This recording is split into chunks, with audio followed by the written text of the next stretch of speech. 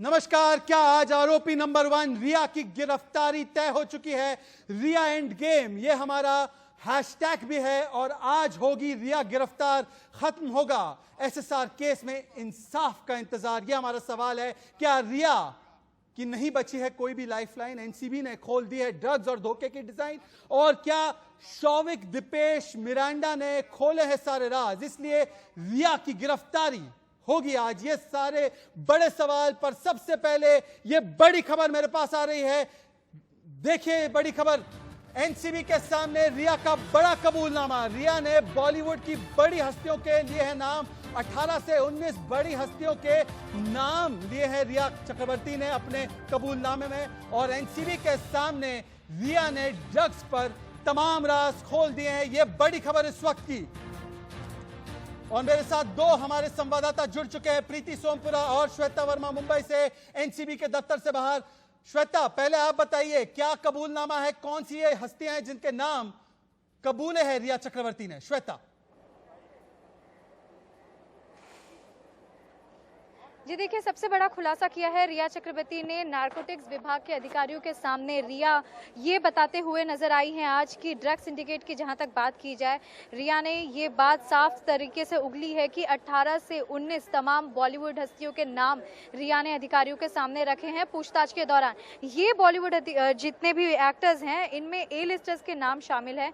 ये हमें सूत्रों के हवाले से खबर मिली है और हालांकि नाम की पुष्टि नहीं हो पाई है और बिना कंफर्मेशन, बिना किसी औपचारिक पुष्टि के भी हम नहीं चाहेंगे कि हमारे दर्शकों को किसी भी प्रकार की भ्रमित समाचार हम पहुंचाएं, इसके लिए नाम की पुष्टि नहीं हो पाई है। लेकिन ये जरूर निकल कर सामने आया है कि 18 से 19 बड़े बॉलीवुड हस्तियों के नाम लिया है रिया चक्रवर्ती ने दूसरे दिन की पूछताछ के आगे।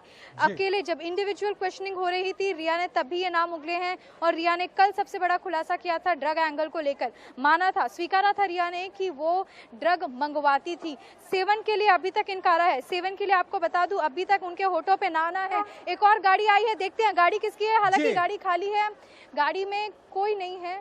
और ये हालांकि गाड़ी अंदर जाने के लिए आई है क्योंकि यहाँ पे पल पल की खबर हम आप तक पहुँचा रहे हैं, इसलिए हम कुछ मिस आउट नहीं करना चाहते। जी जी जी जी श्वेता, आप देखिए कि कहां क्या हलचल हो रही है। मेरे पास इस वक्त एक और बड़ी खबर आ रही है। रिया चक्रवर्ती की गिरफ्तारी लगभग तय हो चुकी है। ये सूत्र हमें बता रहे हैं कि लगभग रिया चक्रवर्ती का गिरफ्तार होना तय है। कल 6 घंटे और आज भी करीब 6 घंटे से एनसीबी पूछताछ कर रही है। कभी भी हो सकती है रिया की गिरफ्तारी। आज रिया, शौविक और मिरांडा को आमने सामने बैठाकर भी पूछताछ की गई और रिया को सैमुअल के साथ हुई चैट और बैंक ट्रांजैक्शन सीडीआर भी दिखाया गया। रिया बिल्कुल असहज और तनाव की मुद्रा में थी, ये हमें सूत्र बता रहे हैं।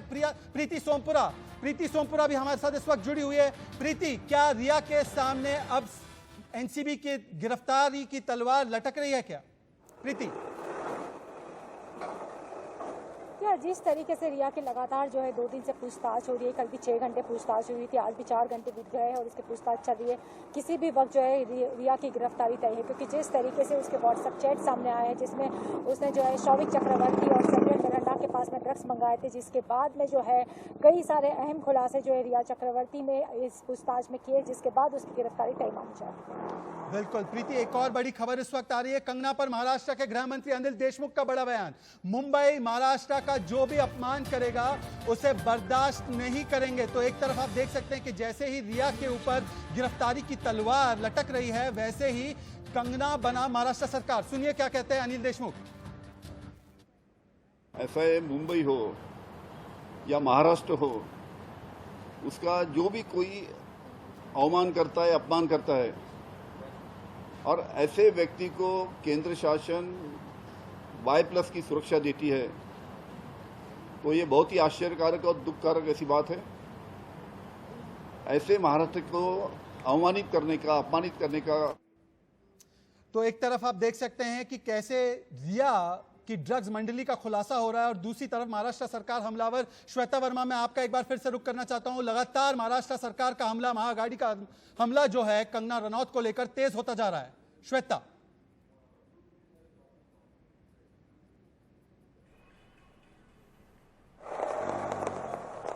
देखिए, तमाम ऐसे नेता हैं जो खुलकर सामने आए हैं कंगना के ट्वीट पर उन्होंने खुलकर बोला है, किसी ने चुप्पी नहीं साध रखी है। आप संजय राउत की बात कीजिए, जो हमने डे 1 से देखा इन लोगों के बीच में जिस तरीके के तीखे बोल चल रहे हैं, ये तीखे वार जो ट्वीट के करे जा रहे हैं, और ये पलटवार जो हमने देखा, प्रताप सरनाइक भी इसमें शामिल हो चुके हैं और तमाम वो नेता शामिल हो चुके हैं, शिवसेना के मानिए आप, एनसीपी के या कांग्रेस के नेता, ये सभी शामिल हैं। इसलिए बोल रहे हैं हम बार बार, क्योंकि जिस तरीके से कंगना ने मुंबई को पीओके बताया था, ये अपमानजनक लगा था सबको, और उसके बाद कई प्रकार के आपत्तिजनक शब्दों का भी प्रयोग किया गया था कंगना के लिए। कंगना एक बॉलीवुड की ए लिस्टर है और आपको बता दें, ये सिलसिला खत्म होने का नाम नहीं ले रहा। और आज सबसे बड़ी इंपॉर्टेंट चीज़ जो हमने देखी कंगना के लेटेस्ट ट्वीट में, देखा होगा आपने, विजुअल्स के जरिए आप दिखा सकते हैं कि किस तरीके से कंगना ने एक ट्वीट करके बताया है कि ये मणिकर्णिका के दौरान एक ऑफिस बनाया था मुंबई में, एक प्रॉपर्टी है कंगना रनौत की, जिस पे उन्होंने कहा कि कुछ अज्ञात लोग आए थे, और इसके बारे में उन्होंने जिक्र किया है अपने ट्विटर पर। आपको बता दें, इस तरीके के ये सिलसिलावार तरीके से ट्वीट जारी है। कंगना ने सबसे पहले मुंबई को पीओके बताया, जिसके बाद हम कह सकते हैं ये एक तरीके से गुस्सा सामने आया निकलकर, जहाँ पे हम मुंबई के नेताओं की बात करें, महाराष्ट्र के नेताओं की बात करें, लेकिन कंगना चुप नहीं बैठी। कंगना ने, आपको याद होगा जिस तरीके से 14 जून को जिस संदिग्ध हालात में सुशांत सिंह राजपूत की मृत शरीर देखा गया था, उसके बाद से कंगना चुप नहीं बैठी है। कंगना ने नेपोटिज्म का बात उठाया, ड्रग माफिया का बात उठाया, उस वॉर पर कंगना बनाम महाराष्ट्र सरकार की वॉर पर हम लौट कर आएंगे, पर इस वक्त एक और बड़ी खबर जो आ रही है इस पूरे मामले को लेकर, सुशांत सिंह राजपूत के विसरा की जांच अभी जारी है। विसरा में जहर की जांच करेगी एम्स की टीम, जो सुधीर गुप्ता की टीम है, और 10 दिन में विसरा जांच की रिपोर्ट आएगी। ये हमें सूत्र बता रहे हैं 17 सितंबर को मेडिकल बोर्ड की जो बैठक है वो खत्म होगी और रिपोर्ट मिलेगी। प्रीति सोमपुरा, मैं आपके पास एक बार फिर से लौट कर आना चाहता हूं कि एक तरफ आप देख सकती हैं कि लगातार पोस्टमार्टम को लेकर, मुंबई पुलिस के रोल को लेकर, पोस्टमार्टम की टीम को लेकर लगातार सवाल उठते जा रहे हैं, और रिया चक्रवर्ती पर भी गिरफ्तारी की गाज किसी भी वक्त गिर सकती है। प्रीति सोमपुरा, इस पर क्या अपडेट है?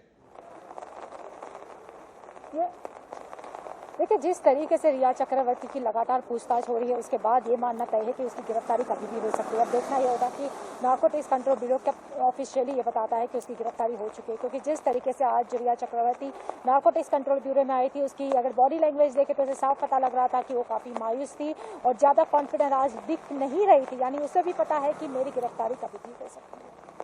जी प्रीति, मैं लौटकर आपके पास आऊंगा। तो हमारा हैशटैग है रिया एंड गेम, और मेरे साथ कई सारे राजनीतिक मेहमान जुड़ चुके हैं इस चर्चा में शामिल होने के लिए। मेरे साथ बताया जा रहा है शाइना एनसी बीजेपी की राष्ट्रीय प्रवक्ता जुड़ चुकी है। मेरे साथ इसके अलावा पॉलिटिकल एनालिस्ट राज पुंज जुड़ चुके हैं, जो कि शिवसेना का पक्ष का समर्थन करते हैं। मेरे साथ अंकित आचार्य जो दोस्त है वो भी जुड़ने वाले हैं। सुशांत के एक्स मैनेजर है। राहुल ईश्वर एक्टिविस्ट है, टीम रिया का समर्थन करते हैं। और Alan Rao DCP special cell Delhi police भी जुड़ने वाले हैं। पर सबसे पहले मैं आना चाहता हूं, मैं एक एक करके आना चाहता हूं। मेरे पास राहुल ईश्वर जुड़ चुके हैं। राहुल ईश्वर, बताइए, अब रिया का बचना मुश्किल ही नहीं, नामुमकिन।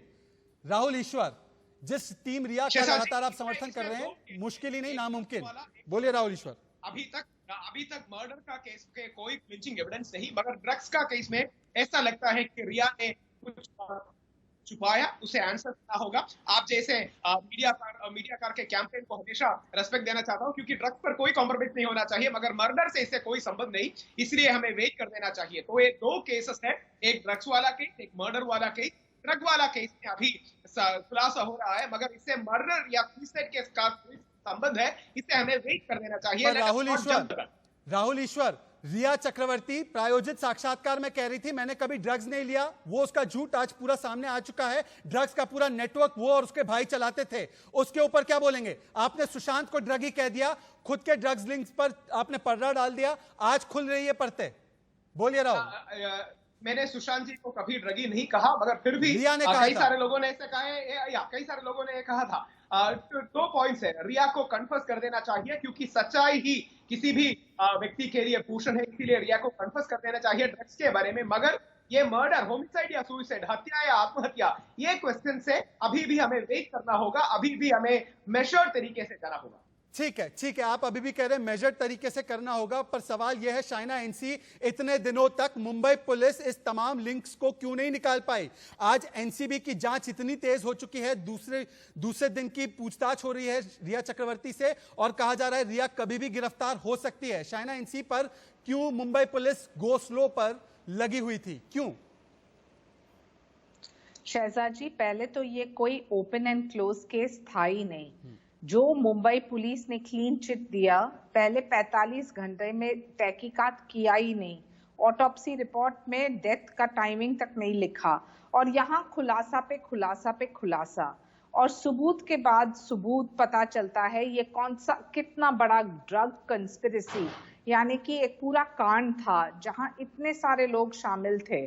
तो हमारे कहने का तात्पर्य ये है कि सीबीआई अपने तरफ काम कर रही है, इन्फोर्समेंट डायरेक्टरेट उनके तरफ और नारकोटिक्स ब्यूरो अपने तरफ।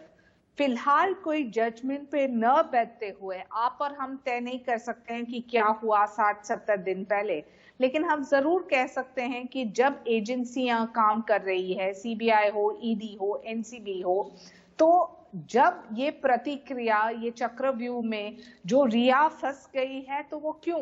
बुनियादी तौर पे सबूत के आधार पे बेबुनियादी आरोप कोई नहीं लगाना चाहता है, और खास तौर से एक महिला के ऊपर।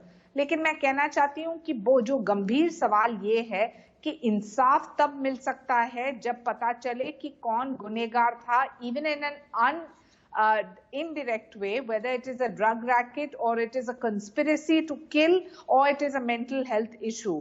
और आरोप पे प्रत्यारोप हम इसकी तहकीकात नहीं कर सकते हैं। हम सिर्फ उम्मीद करते हैं कि सीबीआई की जांच निष्पक्ष होगी, जो होना ही चाहिए, और जल्द से जल्द सच्चाई सामने आना चाहिए। जहां तक मुंबई पुलिस और महाराष्ट्र सरकार का सवाल है, जरूर लैप्सेस हुए हैं। ये वही मुंबई पुलिस है जो बहुत ही कठिन केसेस भी सॉर्ट आउट करते आ रही है, लेकिन बहुत सारे गंभीर प्रश्नों का जवाब उनको देना पड़ेगा। शाइना एनसी, मेरा सवाल यही है, राजपुंज जी आप डिबेट में आइए, अब मुझे बताइए कि ये लैप्सेस हुए या जानबूझकर रिया और शौविक के इस ड्रग कार्टेल का खुलासा नहीं होने दिया गया, क्योंकि इसके साथ साथ उन बड़ी हस्तियों का भी खुलासा हो जाएगा जिनका जिक्र अभी कुछ देर पहले श्वेता मेरी संवाददाता कर रही थी। बताइए, आप बॉलीवुड के ड्रग कार्टेल का खुलासा नहीं करवाना चाहते थे, इसीलिए आपने इस पर पर्दा डाला। बोलिए राजपुंज। ऐसा कोई कहीं पर्दा नहीं डाला। शाइना एनसी जी, हमारे भाजपा जो हमारा संगठन हमारे साथ रहा है, लगभग 20 साल से ऊपर हमारे साथ रहे हैं, और उसके बाद ये ऐसी बातें कर रहे हैं कि मुंबई पुलिस के ऊपर इन्होंने विश्वास बिल्कुल खो दिया। मेरे को तो ये समझ नहीं आ रही कि ये क्या कर रहे हैं। अब इन्हें लग रहा है कि मुंबई पुलिस सक्षम ही नहीं है किसी कार्य करने में। मुंबई पुलिस अपना कार्य बखूबी निभा रही थी, और मुंबई पुलिस ने 56 लोगों को।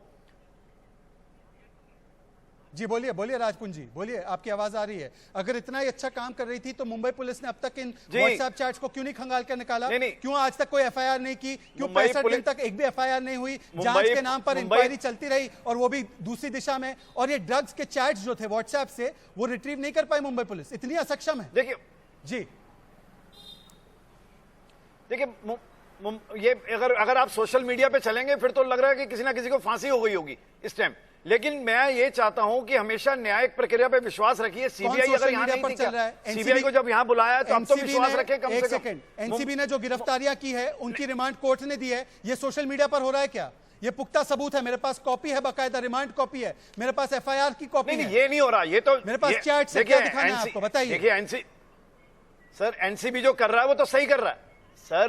सर एनसीबी जो कर रही है सही कर रही है, सीबीआई जो कर रही है सही कर रही है। शाइना एनसी मुंबई पुलिस क्यों नहीं कर पाई ये सारी चीजें? अब शाइना, सवाल ये है, मुंबई पुलिस ने किया सर। मुंबई पुलिस से बड़ी नेता है मुंबई की। शाइना एनसी मुंबई पुलिस तो बहुत काबिल है, उनको रोकने वाले कौन थे? शाइना एनसी बोलिए। बिल्कुल शहजाद जी, बिल्कुल, अगर आपको शाइना एनसी जी से मैं यही पूछना चाहता हूँ, मुंबई पुलिस के ऊपर क्यों नहीं? सुशांत सिंह राजपूत के पिताजी ने केस रजिस्टर किया बिहार में, तो कोई इंटरस्टेट कोऑर्डिनेशन तक नहीं था। जब विनय तिवारी आए थे मुंबई इन्वेस्टिगेट करने के लिए, उनको आपने 12 बजे रात को सेल्फ क्वारंटाइन करवाया। अभी आप मुझे बताएं, जो कोऑपरेशन ही नहीं है तो आप क्या बड़ी बातें कर रहे हैं मुंबई पुलिस की? ये वही मुंबई पुलिस है जो 70 दिन तक एफआईआर एक काउंट पे नहीं रजिस्टर कर सके। जब leader of opposition Devendra Fadnavis ने कहा ईडी में केस क्यों नहीं रजिस्टर हुआ, फाइनेंशियल नहीं, नहीं। मिसअप्रोप्रिएशन को लिए कोई सवाल का जवाब नहीं। जब हमने सवाल आ रहा उठाया हूं राहुल ईश्वर ऑटोप्सी आपके को पास। लेके कोई सवाल का जवाब नहीं, शायद- गंभीर सवालों का जवाब नहीं। और अच्छा। जब कोई भी व्यक्ति जी। बात करते हैं और बात करते हैं उस सत्य के ऊपर कि एक खुलासा है पूरा ड्रग स्कैंडल का, तब भी कोई सवाल का जवाब नहीं।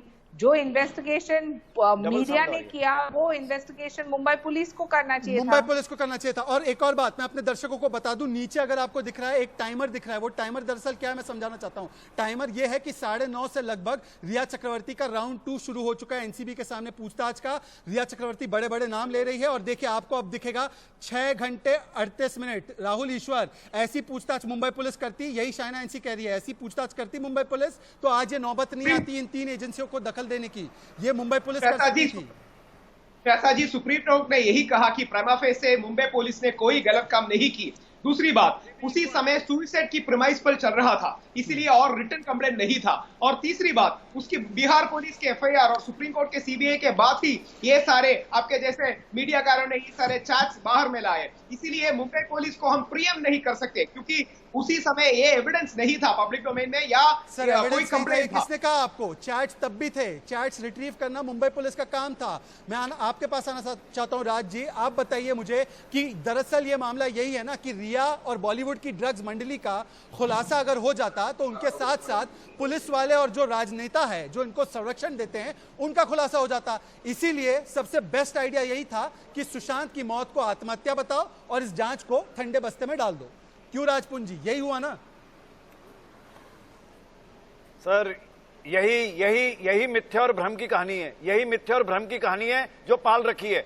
यही सोच रहे हैं, ये जो सोच रहे हैं वो सही नहीं है, ये जो राजनीति चल रही है वो भी सही नहीं है। और दूसरा ये है जो रथ चला ना यहाँ से, जो मुंबई से रथ जा रहा है बिहार की तरफ, विजय रथ, जिसमें 30,000 इन्होंने स्टिकर बनवा लिए, 30,000 इन्होंने मास्क बनवा लिए ताकि आगे प्रचार हो सके। ये मजाक बना दिया सुशांत जी की मौत का। ये किसने मजाक को बनाया है? शाइना एनसी, मजाक किसने बनाया है? जो लोग बिना कोई सबूत आत्महत्या कह देते हैं, ये मजाक ही बना रखा है भारतीय जनता पार्टी ने। और क्या है? एक सेकंड शाइना एनसी, आज तो सवाल पोस्टमार्टम नहीं, हमने कभी नहीं कहा, हमने प्रथम दृष्टिकोण की बात करी है। एक second Rajpunj ji please. Shaina NC, आज एम्स की मेडिकल टीम, बिल्कुल मैं भी फैक्ट पे बात कर रहा हूं। एक सेकंड प्लीज सर, मुझे फैक्ट्स बताने दीजिए। एम्स की जो मेडिकल टीम है, जो तमाम निशान दिखे हमें सुशांत की बॉडी पर, जिस तरीके से उसकी संदिग्ध मौत हुई 14 तारीख को या 13 तारीख की रात को, अब विसेरा की भी जांच कर रही है, उसमें जहर है या नहीं उस पर भी जांच हो रही है। पर आप लोगों ने, गृह मंत्री से लेकर तमाम मुंबई पुलिस के अधिकारियों ने पहले ही दिन कह दिया सुसाइड है। शाइना एनसी, ये जल्दबाजी क्यों थी? या ये कहा जाए कि सुशांत वो की मौत सवाल को हमारा जानबूझकर? है शहजाद जी, हमारा सवाल यही है कि मुंबई पुलिस क्या जल्दी में थी कि पहले 45 घंटे जहां तहकीकात होना चाहिए था, क्राइम स्क्वाड को कोऑर्डिनेट ऑफ करना चाहिए था, जहां सच्चाई सबके सामने आता, तब आपने ओपन एंड क्लोज केस कहा सुसाइड। आज आप और हम जज नहीं है, आप और हम नहीं तय कर सकते हैं कि सुसाइड था या अबेटमेंट था या मर्डर था, लेकिन आप और हम ये तो उम्मीद कर सकते हैं कि इन्वेस्टिगेटिव ऑफिसर और जो इंचार्ज हैं मुंबई पुलिस में और महाराष्ट्र सरकार ने कोई प्रेस कॉन्फ्रेंस नहीं लिया, सिर्फ जल्दबाजी से कहा कि open and close case. This has been a botch up, the numbers do not add up. और एक पहलू के बाद दूसरा पहलू, पहलू के बाद पहलू, इससे एक चीज स्पष्ट है कि बहुत सारे एंगल्स हैं इस केस को। एक ड्रग माफिया जिसका खुलासा करना चाहिए, सच्चाई आना चाहिए सामने।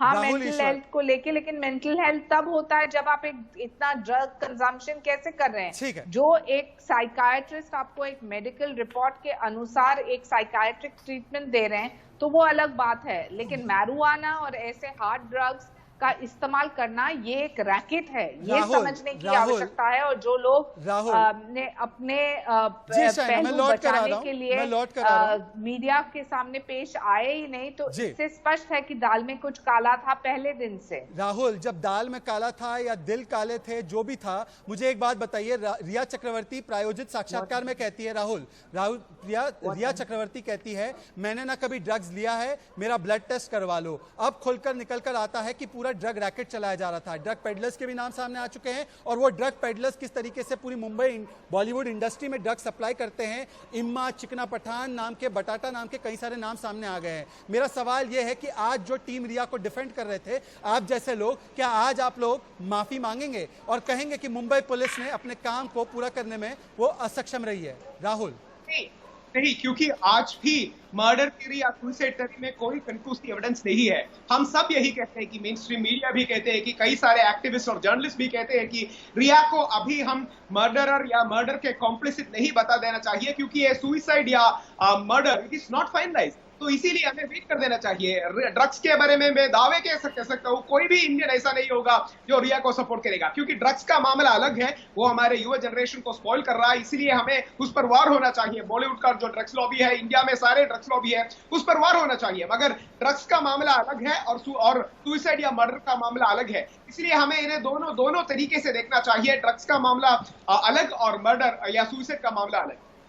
राजपुंज जी, शौविक ने ड्रग्स लाने की बात कबूली है, उसने ये भी कबूला है कि मोबाइल चैट में ड्रग्स मांगने के सबूत है और ये सारी चीज़ें हैं जो आपके स्क्रीन पर आपको दिखाई देगी कि क्यों रिया की गिरफ्तारी हो सकती है। मैं आपसे पूछना चाहता हूं कि मुंबई पुलिस लगातार रिया चक्रवर्ती को ही बचाने का कार्य कर रही थी या रिया चक्रवर्ती के नाम पर एक पूरी जो ड्रग्स मंडली है बॉलीवुड की उसे बचाने का काम कर रही थी? इसका जवाब दीजिए, क्योंकि मेरे साथ एलन राव भी जुड़ने वाले हैं, मेरे साथ अंकित आचार्य भी जुड़ने वाले, मैं उनका इंतजार कर रहा हूं। पर आप जवाब दीजिए कि महाराष्ट्र और मुंबई की पुलिस दरअसल कर क्या रही थी जांच के नाम पर? What time this is? Mumbai police किसी मुलजिम को मुजरिम नहीं बनाना चाहती थी, किसी आरोपी को अपराधी नहीं बनाना चाहती थी। इसीलिए जांच प्रक्रिया चल रही थी और जो जांच के तहत उन्होंने, हमारे संजय राउत जी ने साफ बोलिए राजपुंज जी, बोलिए क्या बोला है संजय राउत जी ने? जी बोलिए, अपनी बात कंटिन्यू कीजिए। जी, संजय राउत जी ने साफ ये कहा था। संजय राउत जी ने बोला था कि बिल्कुल आप धैर्य रखिए, उनके परिवार को ये बोला कि आप विश्वास रखिए, धैर्य रखिए, लेकिन उन्होंने कहा नहीं, हमें विश्वास नहीं है, ना हमें धैर्य है। उन्होंने सीधा कहा कि हमें सीबीआई का जांच चाहिए, तो उन्होंने कहा ठीक है, आप सीधे जांच में जा सकते हो, तो उसमें खुला आमंत्रण है, किसी को भी कोई जा सकता है इस देश में, क्योंकि हमारी एजेंसी है इस देश की सीबीआई। कोई ये तो है नहीं कि हम कहीं फॉरेन से एफबीआई बुला रहे, तो ऑब्वियस है। तो उसने पर जिस तरीके से विरोध किया गया, एक सेकंड मैं चाहता हूं मेरी पीसीआर टीम, एक सेकंड मैं आगे बढ़ने से पहले मैं कुछ चीजें दिखाना चाहता हूं। PCR team please pay attention to me. मैं चाहता हूं कि आप फुल प्लेट ग्राफिक्स दिखाइए कि रिया क्यों हो सकती है गिरफ्तार। वो सबूत लगातार दिखाते जाते हैं और रिया के खिलाफ एनसीबी के जो 5 सबूत है वो भी दिखाते हैं एक बार और उसके बाद लौट कर आते हैं। देखिए, वजह नंबर 1 समझिए इस बात को, एनसीबी ड्रग्स के पर जवाब से संतुष्ट नहीं है रिया चक्रवर्ती से। वजह नंबर 2 में आगे बढ़ना चाहता हूं, शौविक रिया के लिए ड्रग्स लाने की बात को कबूल कर चुका है। वजह नंबर 3, आगे बढ़ते हैं, तुरंत इसको आगे बढ़ाते हैं। देखिए, वजह नंबर 3, रिया के मोबाइल चैट में ड्रग्स मांगने के सबूत मिल चुके हैं। वजह नंबर 4 जो है, गौरव आर्या से ड्रग्स संबंध के सवाल पर अटकी है रिया। और ये वजह नंबर 5 आपको दिख रहा है, शौविक से ड्रग्स मंगाने वाली बात कबूली है रिया ने। तो राहुल ईश्वर, मुझे यह बताइए कि जो आप लोग रिया के लिए एक विक्टिम कार्ड खेला जा रहा था, चाहे वो वकील की तरफ से हो, चाहे वो पिता की तरफ से हो, अब मुझे बताइए ये कौन सी मिडिल क्लास फैमिली है? राहुल ईश्वर, तमाम गेस्ट पर लौट कर आते। राहुल ईश्वर बताइए, मिडिल क्लास फैमिली का आपको ये लक्षण समझ में आता है? जिस तरीके से आप देख सकते हैं कि देखिए, मेरे साथ एलन राव भी जुड़ चुके हैं, पर राहुल ईश्वर पहले जवाब दीजिए। हम मिडिल क्लास है, ये प्यार में पड़ने का नतीजा है, ये तमाम विक्टिम कार्ड आपने खेले, ये विक्टिम कार्ड आप इसके सामने ध्वस्त हो गए ना? नहीं, ड्रग्स सभी क्लास को अफेक्ट करता है और ड्रग्स में कोई भी कॉम्प्रोमाइज नहीं होना चाहिए। सिर्फ इसी डिफेंस रिया के लिए है, Rhea is innocent until proved guilty, even if 100 culprits escape, there is no one innocent that should be punished. Sushant is mad until proven sane. Sushant is पागल बिफोर बीइंग प्रूवन सेन। नहीं, आपका तर्क उसके लिए कैसे बदल जाता है? ऐसा है जो सुशांत का ट्रीटमेंट को एक्नॉलेज कर सके, और सुप्रीम कोर्ट ने भी एक्नॉलेज किया कि रिया के साथ एक विलिफिकेशन कैंपेन हो रहा है। ये मैं नहीं कह रहा हूं, सुप्रीम कोर्ट ऑफ इंडिया कह रहा है। विलिफिकेशन कैंपेन परिवार के साथ नहीं हुआ, विलिफिकेशन कैंपेन बहनों के साथ नहीं हुआ, vilification campaign Shaina NC, vilification campaign Rhea के साथ हुआ, कंगना रनौत के साथ क्या हो रहा है? विलिफिकेशन कैंपेन परिवार के साथ नहीं हो रहा है। 74 साल के बाप के साथ शाइना एनसी, विलिफिकेशन कैंपेन नहीं हो रहा है। एक परिवार की न्याय की मांग को बार बार ठुकराया जाता है, महाराष्ट्र सरकार दीवार बनती है, उनके साथ क्या हो रहा है शाइना एनसी? देखिए शहजाद जी, 2 पहलू है। सबसे पहले, एक होनहार कलाकार आत्महत्या करते हैं तो क्यों कर रहे हैं, ये क्यों का सवाल का जवाब बहुत ही जरूरी है, क्योंकि वो एक प्रेरणा के स्रोत थे युवाओं के लिए भी, और बहुत सारे लोग चाहते हैं कि ये सच्चाई सामने आए। जब एक लाचार पिता कहते हैं कि उनको सजा उनको इंसाफ नहीं मिल रहा है, तो वो सीबीआई की मांग करते हैं, जो सुप्रीम कोर्ट कहती है कि हाँ सीबीआई की जांच होनी चाहिए। तो कहीं ना कहीं वही साबित होता है कि मुंबई पुलिस ने अपना काम नहीं किया। अब रहा पहलू रिया का। रिया ने जो ड्रग्स का इस्तेमाल किया है ये चैट्स के निमित्त, और सीबीआई, इन्फोर्समेंट डायरेक्टरेट और एनसीबी तीनों एजेंसीज कर रहे हैं, तो उससे स्पष्ट होगा। जहां तक कंगना रनौत का सवाल है, उनकी एक व्यक्तिगत राय मत हो सकती है, उनको धमकी दी जाती है कि आप देखिए कौन से शब्दों का इस्तेमाल होता है, तो स्वाभाविक रूप से सरकार के तरफ उनको सिक्योरिटी मिलेगा ही, क्योंकि वो एक नागरिक है इस देश की, और उनके राय मत से आप सहमत नहीं होंगे। मैं शायद सहमत नहीं हूं, मुझे लगता है कि उनको नहीं बोलना चाहिए था, लेकिन उन्होंने जो बोला अपने बलबूते उन्होंने कहा, और यहाँ से जो रिएक्शन मिला वो इतना घिनौना था। उस पर भी बात करेंगे शाइना, उस पर भी बात करेंगे। मेरे साथ एलन राव जुड़ चुके हैं। एलन राव खुद एक उनका ये भी अवतार रहा है कि वो एक टॉप कॉप रहे हैं, स्पेशल सेल के डीसीपी रहे हैं, और नारकोटिक्स का ट्रेड कैसे चलता है वो भली भांति जानते हैं। इनके कई सारे केसेस उन्होंने खुलासे किए। एलन राव साहब, मुझे आज बताइए कि जिस तरीके के सबूत अब तक शौविक के हवाले से, मिरांडा के हवाले से और रिया के चैट्स के हवाले से आए हैं, अब बात ये हो रही है कि मैटर ऑफ टाइम है कि रिया चक्रवर्ती गिरफ्तार होगी।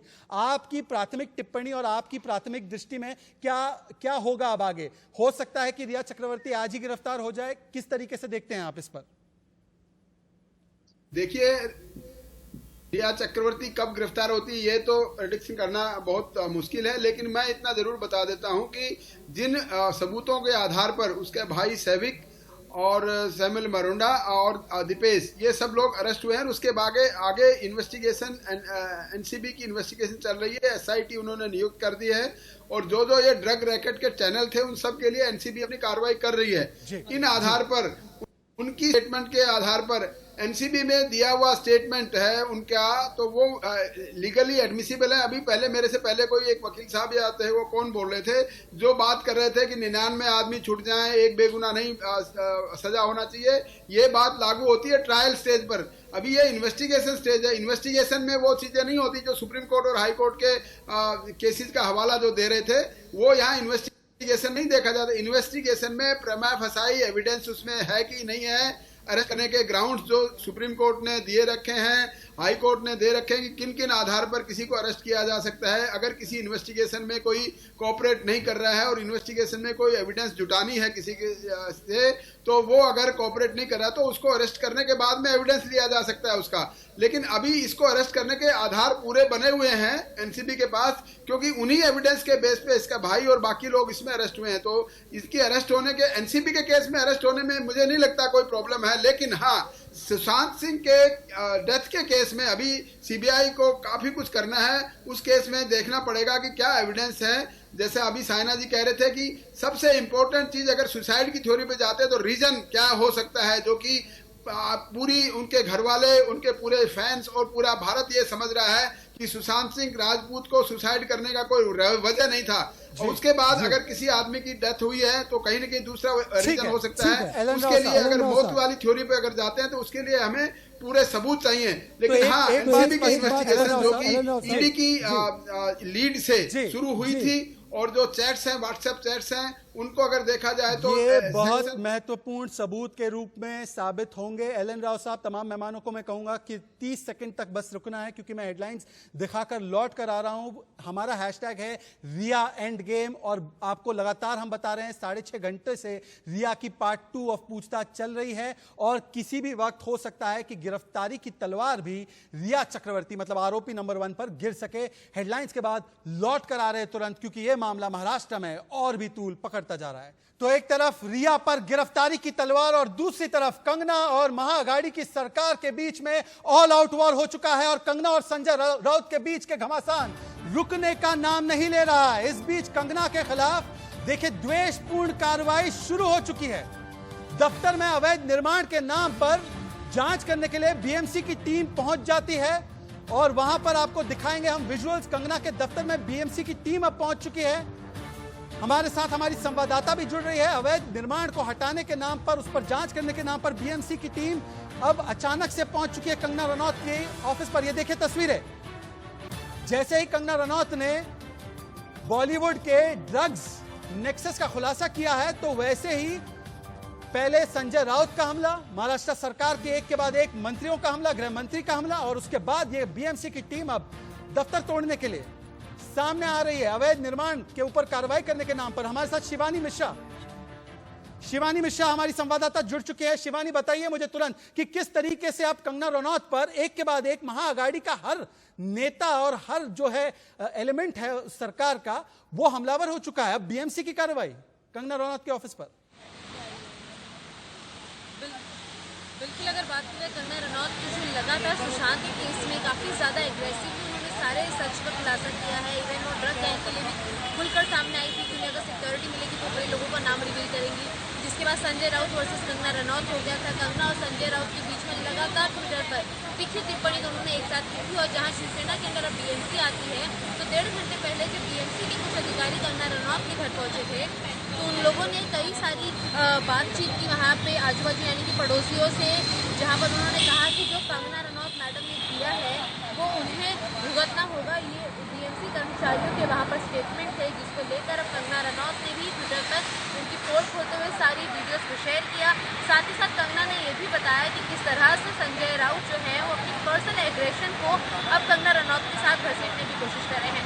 कंगना रनौत ने ये भी कहा है कि वो बीएमसी को चैलेंज भी करती है कि उनके पास सारे डॉक्यूमेंट्स हैं, और अब तक आखिर बीएमसी कौन सी नींद सो रही थी जो उन्हें ये एहसास नहीं हो पाया कि आखिर ये प्रॉपर्टी जो कंगना रनौत की है ये इतने टाइम से इलीगल है। बीएमसी को कहीं ना कहीं पुख्ता सबूत देने होंगे कंगना रनौत की इस बिल्डिंग को पूरा गिराने के लिए। हालांकि कहीं ना कहीं बीएमसी कर्मचारी साफ दर्शा रहे हैं जिस तरह से वो अचानक से बिना किसी नोटिस को दिए पहुंचे। शिवानी, आमतौर पर, क्योंकि मैं खुद महाराष्ट्र का रहने वाला हूं, ऐसी कार्रवाई से पहले म्युनिसिपल कॉर्पोरेशन जो होती है वो आमतौर पर कुछ दिनों की मोहलत, कुछ दिनों की नोटिस देती है। ये कंगना रनौत के दफ्तर पर अचानक कैसे पहुंच गई? क्या ये वैध है इस तरीके की कार्रवाई? इसी पर खड़े सवाल उठ रहे हैं संजय राउत और पूरी बीएमसी पर कि आखिर बिना किसी नोटिस के, बिना किसी इम्तियाज के वो कैसे पहुंच सकते हैं। कंगना रनौत फिलहाल खुद मुंबई में मौजूद नहीं है, तो उनके मुंबई आने की महज खबर से क्या बीएमसी और शिवसेना इतनी ज़्यादा हिल गई है कि बिना किसी लीगल फॉर्मेलिटी के, बिना किसी एडवांस नोटिस के वो लोग अचानक से बीएमसी के कंगना रनौत के उस अथॉरिटी में, उस एरिया में पहुंच जाते हैं, उनकी प्रॉपर्टी में पहुंच जाते हैं, और ना सिर्फ वहाँ पहुँचते हैं, पड़ोसियों से बात करते हैं, बिल्कुल गुंडागर्दी जो उनकी लैंग्वेज है उससे बात करते हुए सीधे तौर पर चुनौती देते हुए धमकी भी देते हैं कि कल जो ये बात है, कल ये बिल्डिंग गिरा दी जाएगी। हालांकि कंगना लगातार इस पर सवाल उठा रही है कि उनके पास सारे डॉक्यूमेंट्स क्लियर हैं, तो ये देखना होगा कि क्या कल बीएमसी कोई इस तरीके का कड़ा कदम उठाएगी, और आखिर अगर ऐसा कदम उठाया जाता है तो कंगना की इसका क्या प्रतिक्रिया होगी। बिल्कुल, और मैं दर्शकों को बताना चाहता हूं कि ये लड़ाई शुरुआत कैसे हुई थी। देखिए, कंगना रनौत ने संजय राउत में जो ट्विटर वॉर छिड़ा था, दरअसल आज उनको वाई कैटेगरी की सुरक्षा देने का फैसला किया गया। अमित शाह को उन्होंने शुक्रिया भी किया। ये आज की डेवलपमेंट्स है। अमित शाह ने एक बेटी का मान रखा, ये कंगना रनौत ने कहा, और कंगना ने मुंबई और मुंबा देवी का अपमान किया है, ये संजय राउत का कहना था। मतलब ये आज एक दिन और जो लड़ाई चल रही थी संजय राउत की, कंगना रनौत की, ये इसका परिप्रेक्ष्य है। उससे पहले आपको शायद याद होगा कि यही संजय राउत ने यह कहा था कंगना रनौत के लिए कि उन्होंने मुंबई की तुलना पीओके से की है। जब कंगना रनौत को धमकी दी गई कि मुंबई पुलिस से अगर तकलीफ है तो मुंबई मत आइएगा, और ऐसे शब्दों का भी इस्तेमाल किया गया जो किसी भी तरीके से जायज नहीं माने जा सकते हैं। मैं आपको यह भी सुनाना चाहता हूं कि कांग्रेस ने किस तरीके से हमला किया है। कांग्रेस भी इस पूरे मामले में अब हमले पर उतर चुकी है कंगना रनौत पर। देखिए, कांग्रेस का मैं आपको हमला दिखाना चाहता हूं, किस तरीके से कांग्रेस जो है हमलावर हो चुकी है कंगना रनौत पर। कंगना रनौत पर कांग्रेस का एक विवादित बयान भी सामने आया है, और लगातार आप देख सकते हैं कि अगले ब्रेकिंग में आपको मैं बताना चाहता हूं कि किस तरीके से कांग्रेस पर सचिन सावंत ने ड्रग्स लेने तक का आरोप किया है। देखिए, एक तरीके से पूरी महागठबंधन की सरकार जो है, गृह मंत्री से लेकर शिवसेना की बीएमसी और कांग्रेस पार्टी, ये तमाम जो है हमलावर है। सामने आए हैं जिसमें वो स्वयं कह रही है कि वो ड्रग एडिक्ट थी, तो अगर वो ड्रग एडिक्ट थी तो उनको कौन ड्रग देता था, इसकी भी जांच होनी चाहिए। दूसरी ओर उनके कुछ पूर्व साथी हैं, उनके भी वीडियो सामने आया और उन्होंने कहा है कि वो कुछ हैश लेती थी, कोकेन लेती थी, अभी पता नहीं, लेकिन उस वीडियो में आया हुआ है। तो इस वीडियो की तफ्तीश भी होनी चाहिए और इसलिए हम अपेक्षा रखते हैं कि एनसीबी स्वयं जाके उनका इंट्रोगेशन करे, उनके साथियों का इंट्रोगेशन करे, ताकि ये जो ड्रग एंगल है, माफिया जो एंगल है, इसके बारे में ज्यादा जानकारी उनको प्राप्त हो सके। तो आप देख सकते हैं कि जैसे ही कंगना रनौत ने बॉलीवुड के ड्रग माफिया का खुलासा किया, सुशांत केस में आवाज उठाई, तो अब उसकी आवाज दबाने के लिए गृह मंत्री से लेकर शिवसेना के सांसद संजय राउत और अब बीएमसी हमलावर और विद्वेषपूर्ण कार्रवाई की एक तरीके से शुरुआत हो चुकी है। मेरे साथ तमाम मेहमान जुड़े हुए हैं, एक बार फिर से परिचय करा देता हूं। मेरे साथ बीजेपी की राष्ट्रीय प्रवक्ता, उनकी महाराष्ट्र की बड़ी नेता शाइना एनसी जुड़ी हुई है, राहुल ईश्वर जुड़े हुए हैं, राजपुंज जुड़े हुए हैं, एल एन राव साहब है। मैं राहुल ईश्वर आपके पास आना चाहता हूं क्योंकि महिला अधिकारों के बारे में आपने बड़ी बातें की हैं रिया के हवाले से। सर, कंगना रनौत भी महिला है, उसके साथ जिस तरीके से व्यवहार हो रहा है, जिस तरीके से उसको गालियां दी जा रही है, जिस तरीके से गृह मंत्री से लेकर संजय राउत ने अपशब्द बोले हैं, जिस तरीके से अब उसके दफ्तर पर कार्रवाई हो रही है, राहुल ईश्वर, महिला सशक्तिकरण की बातें करने वाला राहुल ईश्वर, अब क्या बोलेंगे? कंगना जी के खिलाफ जो बोला गया, कंगना जी ने मुंबई में पीओके को कंपेयर किया, ये सब वोट करना चाहिए, मॉडरेट के तरीके से दोनों को जाना चाहिए। ये बहुत अनफॉर्चुनेट था। बोलिए बोलिए राहुल, मुझे आपकी बात पूरी सुनाई नहीं दी, स्टैंड लीजिए सर। अनफॉर्चुनेट था, इसीलिए दोनों साइड्स को हार्श स्टेटमेंट्स या एक्सट्रीम स्टेटमेंट्स अवॉइड करना चाहिए। ये बड़ा फीका कॉन्डेमनेशन था आपका, बड़ा फीका। चलिए राजपुंज जी, आप तो महिला अधिकारों का ढिंडोरा पीटती है आपकी कांग्रेस वाली सरकार, महिला सशक्तिकरण बोलते बोलते थकते नहीं है। राहुल गांधी जी, मुझे बताइए, ये महिलाओं को गाली देना, उनके पैसों से, हार्ड अर्न मनी से दफ्तर को तोड़ने की साजिश करना, उनको कहना कि महाराष्ट्र में आप आ नहीं सकेंगी, उनके ऊपर अनर्गल आरोप लगाना, ये महिला सशक्तिकरण का कौन सी डेफिनेशन है राजपुंज जी? ये क्यों आप उनके मुंह को दबाने की कोशिश कर रहे हैं, सच दबाने की कोशिश कर रहे हैं ना राज? देखिए, अगर कोई गैर कानूनी कार्य किया गया है, अगर बिना नक्शे के या कुछ ऐसा कार्य किया गया तो बीएमसी अच्छा, ये आज पता चला आपको? अगर कुछ ऐसा नहीं है तो फिर कोई चिंता ये की आज बात पता नहीं है, चला बीएमसी क्यों आपको? अच्छा, तोड़ेगी? नोटिस कहां गई? नोटिस नोटिस के बिना? जब वो भी तो पीओके कह रही हैं। नहीं कंगना, तो पीओके कहने के लिए है, ये पीओके कहने के लिए कार्रवाई हो रही है। एक सेकंड, बीएमसी की कार्रवाई पीओके कहने के लिए है क्या? मैं आपका अधिकृत बयान मानूं इसको? शाइना एनसी, आप सुन रही है ना? शाइना एनसी बयान के आधार पर कार्रवाई।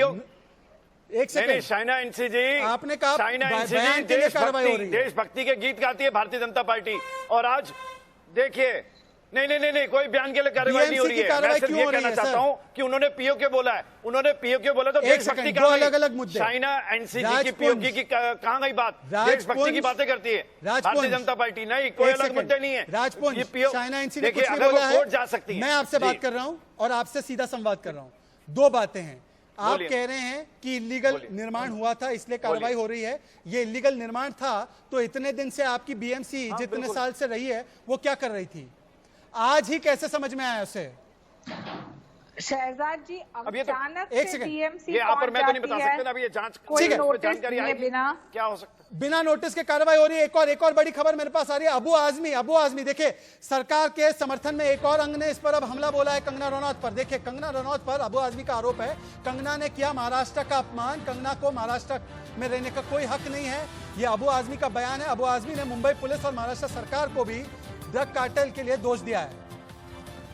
तो मुझे बताया जा रहा है अबू आजमी महाराष्ट्र के बड़े नेता, समाजवादी पार्टी के लीडर है, वो मेरे साथ जुड़ चुके हैं। अबू आजमी जी, आपको मेरी आवाज पहुंच रही है? अबू आजमी जी हाँ, पहुंच रही है। अबू आजमी जी, पहले तो ये बताइए कि कंगना रनौत पर सभी लोग हमलावर क्यों हैं, और आप भी जो एक तरीके से महाआघाड़ी की सरकार का बचाव करते हैं, समर्थन करते हैं, गृह मंत्री से लेकर समाजवादी पार्टी, कांग्रेस, तमाम लोग कंगना रनौत पर क्यों हमलावर है? क्योंकि वो सच बता रही है।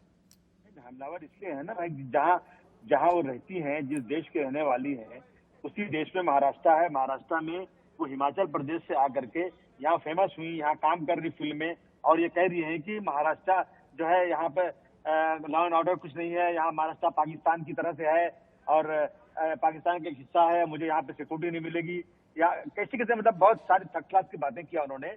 जिस सरजमीन पे रोजी रोटी कमाते हैं, उस सरजमीन का अपमान अबू आजमी साहब कौन क्या कर लेगा, ये क्या मतलब होता है? अबू आजमी साहब, पर देखिए अबू आजमी साहब, आप बहुत सालों से राजनीति में हैं, अगर उनके बयान में आपको कोई आपत्तिजनक बात लगी भी होगी, हो सकता है कि कुछ लोगों को लगी भी होगी, क्या उनको जिस तरीके के शब्दों से बुलाया गया संजय राउत के द्वारा, पहले तो वो क्या जायज है? और दूसरी बात, जो बीएमसी अब बिना नोटिस के उनके दफ्तर पर कार्रवाई कर रही है, क्या आप उस कार्रवाई का समर्थन करते हैं? क्या आप ऐसी गाली गलौज का, धमकियों का आप समर्थन करते हैं क्या? लेकिन आप जानते हैं एक्शन का रिएक्शन होता है। आप मुझे कोई रास्ते में थप्पड़ मारेगा तो मैं खड़ा रहूंगा कि भाई नहीं, मैं जाके कंप्लेन करूंगा और कंप्लेन में पुलिस आएगी पकड़ेगी, ऐसा दुनिया में होता नहीं है। एक्शन का रिएक्शन होता है। इन्होंने ऐसी बातें अपमानजनित किया हुआ है कि लोगों ने गुस्से में बहुत सारी बातें उनको बोला, और उसी का हिस्सा ये भी होगा कि कारपोरेशन को भेज करके उनका इलीगल तोड़ दिया। आज तक नहीं देखा था, अब उनकी कमियां ढूंढी जा रही होंगी कि इनको किस तरह से डिफेम किया जाए। जरूर किया जा रहा होगा। तो अबू आजमी साहब, जो धमकी शिवसेना के एमएलए दे रहे हैं कंगना रनौत को, फिजिकल हमला करने की भी जो धमकियां मिल रही है उसे, क्या वो आप उसके साथ खड़े हैं? क्या समाजवादी पार्टी शिवसेना और सरकार की इस तरीके की धमकियों के साथ खड़ी है एक महिला के खिलाफ? मेरा सिर्फ इतना सवाल है। क्या आ रहा है? महिला मतलब क्या? महिला मतलब कुछ भी करेगी क्या? महिला मतलब महिला का आत्मसम्मान है, बहुत ठीक है, लेकिन महिलाएं भी तो बहुत गलत करेंगी तो बोलना तो पड़ेगा ना कि सिर्फ महिलाएं इसलिए नहीं बोलेंगे हम लोग, ये तो कोई मतलब नहीं हुआ। लेकिन उन्होंने जो अपमानजनक बातें किया है महाराष्ट्र के बारे में, उसके ऊपर तो हम लोग सब नाराज हैं। सर मुझे एक बात बताइए कि आमतौर पर अगर ऐसी कोई बात होती भी है तो आप लोगों के पास लीगल कार्रवाई करने के कई विकल्प है। अब मुझे एक बात बताइए, क्या दरअसल ये कार्रवाई कंगना पर इसलिए हो रही क्योंकि उसने ड्रग्स माफिया का खुलासा किया है बॉलीवुड में, क्योंकि उसने सुशांत केस में मुंबई पुलिस को और महाराष्ट्र की सरकार को एक तरीके से एक्सपोज किया है? क्या इसीलिए बहाना बनाकर कंगना पर सीधा हमला बोला जा रहा है आप लोगों की तरफ से? नहीं, बिल्कुल नहीं। अभी ये कैसे कह दिया कि महाराष्ट्र जो है एक मिनी पाकिस्तान है? ये कैसे कह दिया उन्होंने? ये कैसे बर्दाश्त किया? उन्होंने ये नहीं कहा। उन्होंने कहा कि क्या वो पाकिस्तान ऑक्युपाइड कश्मीर की तरह है कि एक भारतीय नागरिक वहां पर कोई बिना परमिशन के, बिना वीजा के नहीं जा सकता? उनके कहने का जो एक मूल मकसद था वो ये था। पर मैं आपके पास एक बार फिर से आना चाह रहा हूं, क्या आपको लगता है मुंबई पुलिस की जो जांच होती है ड्रग्स को लेकर, क्या आप उससे संतुष्ट है? क्योंकि मैंने आपके कई बयान सुने। नहीं, देखिए मैं सरकार को बिल्कुल सपोर्ट कर रहा हूँ, लेकिन सच्चाई पे रहूंगा, क्योंकि मैं खुद भी संतुष्ट नहीं हूँ। इसलिए नहीं हूँ कि मैंने पिछले सरकार में, जिसमें फडणवीस साहब चीफ मिनिस्टर थे, उसमें मैंने एक बार ने 10 बार हाउस के अंदर चिल्लाया कि मुंबई तबाह हो रहा है, बर्बाद, नई नस्ल जो है सब की सब ड्रग में लग गई है। मेरे एरिया में मैंने पुलिस को पैसा लेते हुए लाके फोटो भी दिया था, लेकिन फडणवीस साहब की सरकार में कोई कार्रवाई नहीं हुई। ये बड़ी बात कह रहे हैं अबू आजमी आप। सुनिए, बिल्कुल कह रहा हूँ अबू आजमी, आप समर्थन करते हैं सरकार का? बड़ी बात कह रहे हैं कि इस सरकार के देखरेख और संरक्षण में ड्रग्स कार्टेल चल रहा है मुंबई में। आपने बताया है पर कोई ध्यान लेने को तैयार नहीं है। मैं ये सरकार नहीं, मैं पिछली सरकार की बात कर रहा हूँ, और इस सरकार में भी मैंने कहा है। मैंने अभी, अगर मेरी बात अनिल देशमुख साहब सुन रहे होंगे तो मैंने उनको लेटर दिया 15 दिन पहले कि देशमुख साहब एक बार मेरे एरिया की पुलिस को बुलाइए और वहां पर ये जो है ड्रग का काम बंद होने के लिए एक कड़ा कदम उठाइए, परंतु अभी तक हुआ नहीं कुछ। ये सच्चाई। अबू आजमी साहब, तो कम से कम ये बात तो आप मान रहे हैं ना कि कंगना रनौत, जहां तक कि बॉलीवुड में जो ड्रग माफिया चल रहा है, मुंबई में जो ड्रग माफिया खुलेआम चल रहा है, जिस समर्थन के साथ चल रहा है, राजनीतिक समर्थन के साथ चल रहा है, जब वो उसकी बात करती है तो कम से कम उस बात पर अबू आजमी भी अनिल देशमुख पर सवाल उठा रहे हैं ना? नहीं, ड्रग तो चल रहा है मुंबई में, ये तो बिल्कुल सही बात है। ड्रग्स चल रहा है, ड्रग्स पर कड़ी कार्रवाई होना चाहिए। जी, फिर से दोहराइए, आप क्या कह रहे हैं? क्या कह रहे हैं आप? मैं कह रहा हूं कि मैं अकेला नहीं, अगर आप महाराष्ट्र के असेंबली की कार्रवाई उठाकर देखेंगे तो हर सेशन में बहुत सारे एमएलए ने ड्रग के ऊपर बहुत आवाज उठाई है कि ड्रग का कारोबार जोर में चल रहा है, ये बंद होना चाहिए, परंतु अभी तक। अच्छा अबू आजमी, एक आखिरी सवाल आपसे। जिस तरीके की जांच सुशांत मामले में मुंबई पुलिस ने की है, क्या समाजवादी पार्टी उससे संतुष्ट है? और खासकर जो ड्रग एंगल निकल कर आ रहा है रिया चौविक का, क्या उस एंगल पर मुंबई पुलिस ने शिद्दत से जांच नहीं की? क्या ऐसा मानना है समाजवादी पार्टी का?